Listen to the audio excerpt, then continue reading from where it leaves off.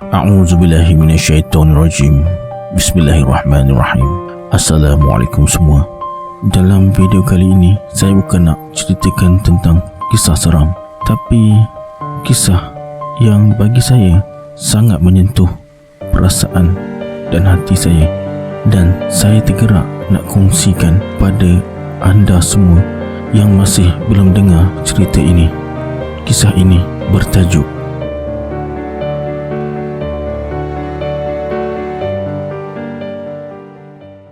Mak pandang jenazah abang yang terbaring kaku. Walaupun muka sembab, perut membusung, namun mak nampak ketenangan pada wajah abang. Mak ambil pisau, mak potong baju t-shirt yang tersarung pada tubuh abang. Baju terakhir yang abang pakai, mak terpaksa potong kerana baju itu tidak muat untuk melalui perut abang yang buncit. Tapi mak akan simpan baju tu. Mak tak cuci. Sesekali boleh mak cium baju tu, sekadar pengubat rindu di hati. Kemudian abah gendong tubuh abang ke pangkin yang telah disediakan. Lalu abah dan mak mandikan jenazah abang. Hanya kami berdua. Mak tak mahu orang lain. Biar tangan abah dan mak yang menjirus air buat kali terakhir pada tubuh kecil abang. Mak nampak anak mata abah berkaca-kaca. Setitis dua air matanya tumpah mengalir di pipi. Tapi cepat-cepat abah sapu dengan lengan sasanya. Bang, jangan menangis. Kita selesaikan hingga ketitisan terakhir. Begitulah kata mak pada abah. Setelah abang dimandikan, mak bantu abah kapankan jenazah abang. Pun hanya kami berdua juga. Biar tangan kami saja yang memakai dan membalutkan kain terakhir pada tubuh abang. Kakak, jangan menangis. Tak baik buat abang macam tu. Itu pesan mak semasa kakak-kakak mahu menguncup dahi abang buat kali terakhir. Abah pula selepas menguncup dahi abang, cepat-cepat abah menjauh memalingkan muka. Mak nampak air mata abah berjuntayan membasahi pipi. Dan buat kali terakhir itu juga, mak usap dahi abang. Mak senyum, lantas kuncup dahi abang. Mak bisikkan, abang, tunggu mak di syurga ya. Akhirnya wajah abang ditutup. Kami sembahyangkan abang buat kali terakhir. Ramai betul jemaah yang turut serta. Setelah itu kami bawa abang ke tanah perkuburan. Abah masuk ke dalam liang lahat untuk menyambut jenazah abang. Alhamdulillah, semua kerja dipermudahkan. Abang sudah selamat di sana. Bertubi-tubi mak terima ucapan takziah daripada tetamu yang hadir. Abang nak tahu, ada satu soalan yang mereka tanyakan pada mak. Soalan itu asyik tingnyang-yang di telinga mak. Mereka bertanya, kakak uruskan jenazah anak kandung sendiri, tapi setitis air mata tak jatuh ke pipi. Kenapa kakak tidak menangis? Itulah soalan mereka. Mereka hairan kenapa mak tidak menangis. Sebaliknya, bibir mak tidak lekang dengan senyuman. Kenapa mak masih mampu tersenyum di saat memangku sekujur tubuh yang pernah berada dalam rahim mak dulu. Petang itu, mak duduk di satu sudut di ruang tamu rumah. Mak terfikir tentang soalan mereka itu. Mak tak tahu nak jawab macam mana. Kemudian mak nampak sebuah diary di atas para di sudut ruang tamu. Lantas mak capai diary kecil itu. Di dalamnya tercatat peristiwa yang berlaku sepanjang 4 tahun 2 bulan mak membesarkan abang. Mak selak helaian demi helaian paparan kertas dalam diary yang sedikit usang itu. Aduh, banyak sungguh memori yang tercatat di dalamnya. Membacanya bagaikan meruntun jiwa mak kembali mengenangkan perjalanan derita abang sejak lahir hingga menghembuskan nafas terakhir. Mata mak terpaku pada catatan peristiwa lebih kurang 3 bulan sebelum abang pergi. Mak rasa di sinilah terkandung jawapan yang mak cari-cari. Jawapan untuk soalan yang mereka tanya kenapa mak tidak menangis. Mak akan bacakan sedikit rentetan diary ini supaya mereka tahu kenapa mak tidak menangis, sayang. Perut abang semakin membusung kerana hati membengkak. Kata doktor, semua organ dalam mak abang sudah rosak, sudah reput, tak boleh diselamatkan lagi. Tidak mengapa, hati mak berkata, cukuplah, tak akan ada lagi pembedahan untuk abang. Hari ini ulang tahun keempat abang. 2 hari sebelum tu Mak tanya, abang nak kek apa? Abang jawab, nak kek lori sampah. Tergelak mak. Abang suka sangat lihat lori sampah yang lalu setiap pagi depan rumah. Sebab itu abang nak kek bentuk lori sampah. Puas mak dan abang melilau sekitar KL, tapi tak jumpa kek macam tu. Tak ada yang sanggup buat kek yang macam abang minta. Mak kecewa. Selama ni mak tunaikan apa sahaja permintaan abang, tapi kali ini mak gagal. Mak belikan kek coklat strawberry sebagai pengganti. Dengan perut membusung, dada berombak kerana suka bernafas, abang masih lagi tersenyum dan nampak ceria melayan rakan-rakan yang datang, sama-sama menyanyikan lagu Hari Lahir Abang. Dan ketika itu, hati mak sudah terdetik. Mungkin ini sambutan hari lahir abang yang terakhir.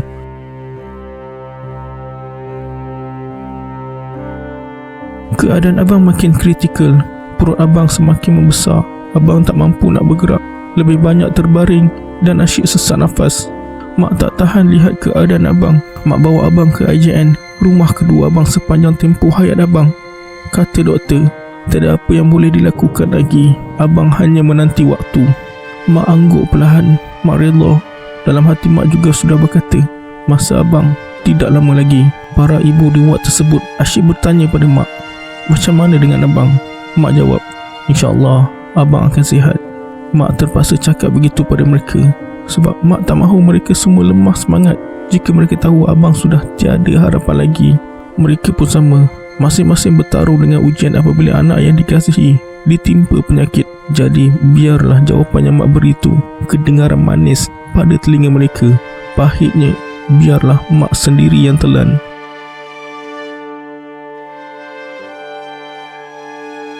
Hari Ahad, mak minta kebenaran doktor untuk bawa abang pulang ke rumah. Doktor izinkan.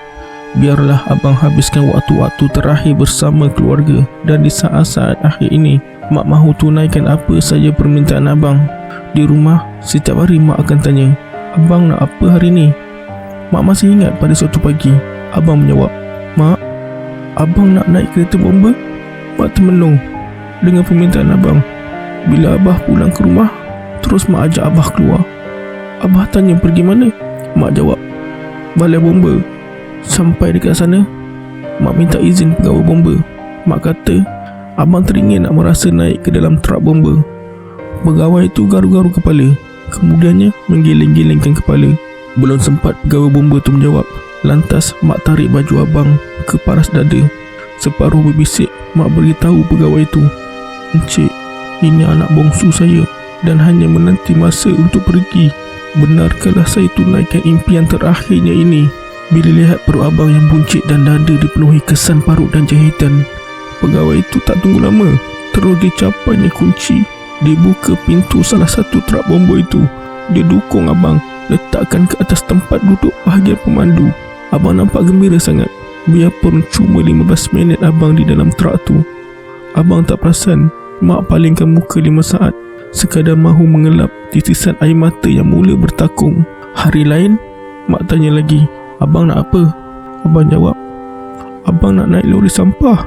Mak dukung abang, tunggu depan rumah. Bila lori sampah lalu pagi tu, jalankan rutinnya mengutip sampah, mak tahan lori tu. Encik, anak saya teringin naik lori ni, boleh izinkan sebentar? Pekerja tu ketawa dengar kata-kata mak. Kemudian mak angkat baju abang dan beritahu perkara yang sama. Berubah mimik wajah mereka. Segera mereka angkat abang, letakkan di tempat duduk pemandu. Ada antara pekerja tu yang memalingkan muka, tak sanggup lihat abang lama-lama. Sedih agaknya. Begitulah seterusnya. Setiap hari mak akan tanya pertanyaan yang sama. Abang kalau nak tengok gajah, mak bawa abang pergi zoo. Walaupun abang tak larat jalan, tak apa, mak dan abah tak kisah. Kami silih berganti dukung abang.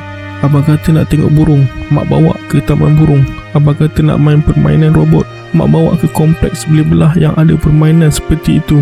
Kemana saja abang nak pergi, semuanya mak tunaikan. Setiap hari juga mak tanya abang nak makan apa. Macam-macam abang teringin nak makan. Martabak, nasi paprik, Milo ais, cendol, air tebu, air bandung, rojak dan macam-macam lagi. Semuanya mak tunaikan walaupun makanan tu abang minta pada pukul 3 pagi. Apa saja yang teringin oleh tekak abang, semua mak cari walaupun abang sekadar menjamahnya sesudu 2. Apa saja yang abang minta, kami tunaikan. Mak tahu, mak faham. Masa abang bersama mak dan abah semakin suntuk.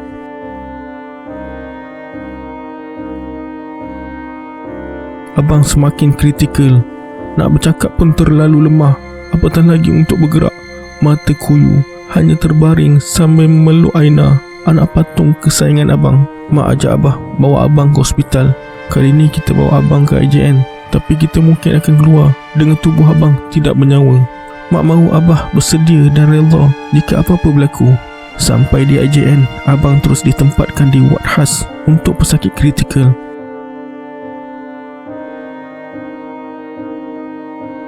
Mak telefon sekolah asrama kakak yang sulung di Seremban. Mak minta perlepasan daripada cikgu untuk benarkan kakak pulang. Adik tenat, saya mahu kakak-kakaknya berada di sampingnya pada saat terakhir. Itu kata-kata mak pada cikgu dan akak diizinkan pulang pada hari ini. Kemudian Dr. Adura, doktor yang sinonim merawat abang, datang melawat. Mak memang rajin bercerita dengan Dr. Adura. Kebetulan mak ceritakan yang mak terkilan tak dapat tunaikan permintaan abang, mahukan kek berbentuk lori sampah.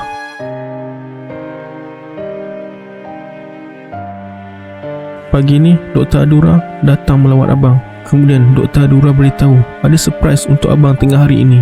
Rupa-rupanya tengah hari itu datang tetamu yang juga rakan-rakan alam maya. Dr. Adura bawa kek lori yang abang mahukan sebelum ni. Ada 2 kek yang mereka bawa. Mak tak sangka Dr. Adura tulis di dalam blognya kisah abang dan ramai yang mahu sediakan kek yang abang minta. Sekali lagi, para tetamu bersama jururawat dan doktor menyanyikan lagu Selamat Ulang Tahun untuk abang. Tapi abang kurang ceria. Wajah abang nampak letih dan nafas abang turun naik.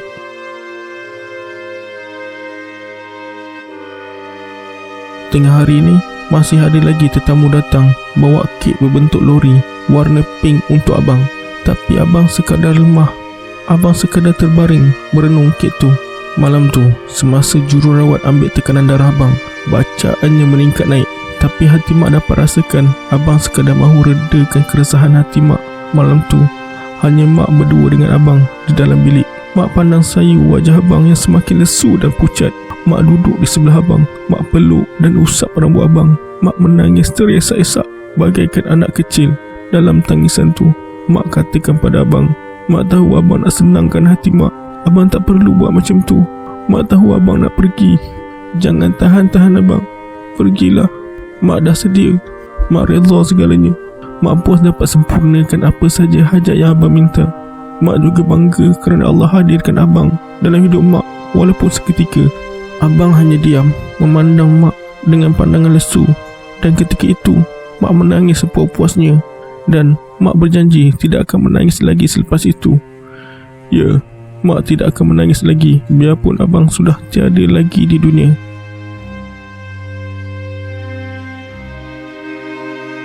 Pagi tu, mak pesan pada abah supaya bawa semua anak-anak datang hospital.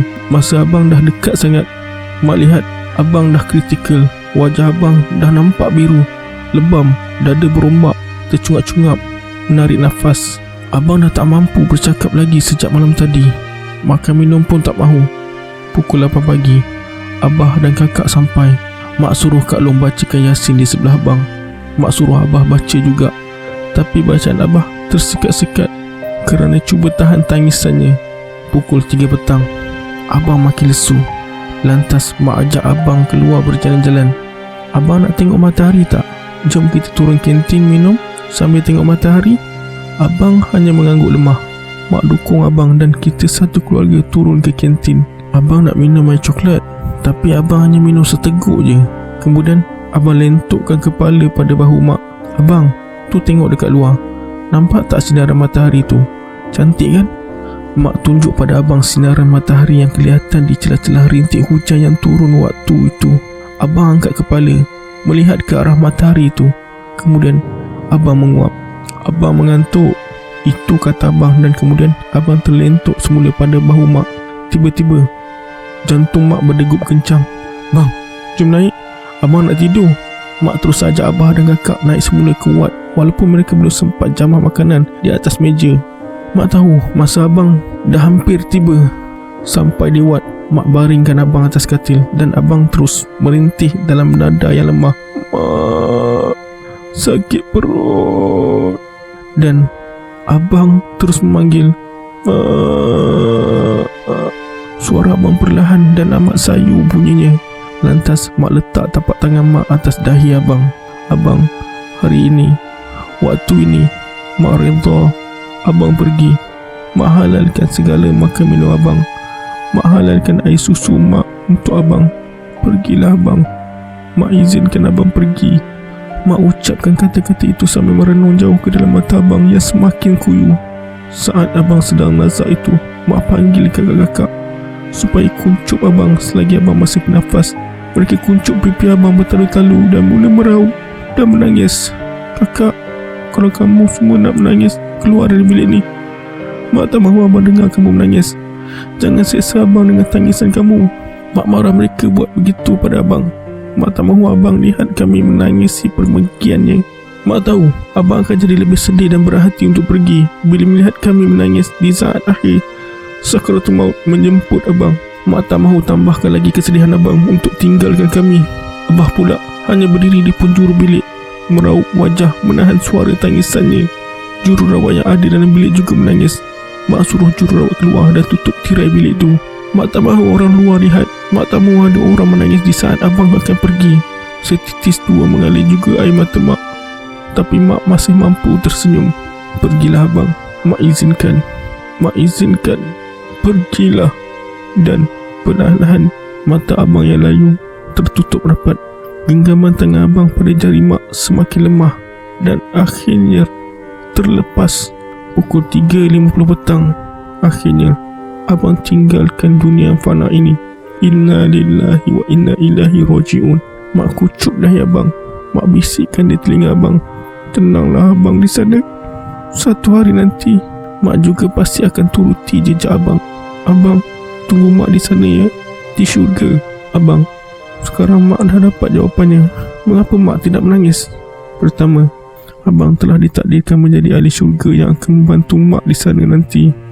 Kedua, apa saja keinginan abang semasa hayat abang telah mak tunaikan.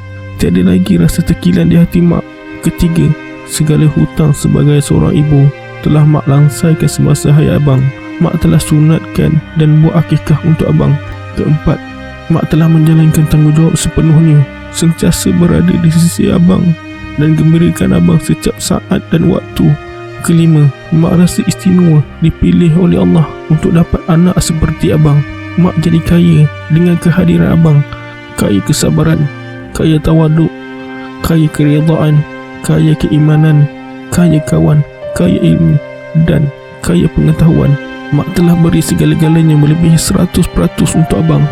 Mak telah beri yang terbaik dan mak telah berusaha hingga ke garisan penamat. Sebab itu, mak tak perlu menangis lagi. Abang, biarpun kini hidup mak dan abah terasa sunyi dan kosong tanpa abang, mak akan sentiasa tersenyum mengenangkan saat-saat terindah kehadiran abang dalam hidup kami, biarpun cuma sebentar.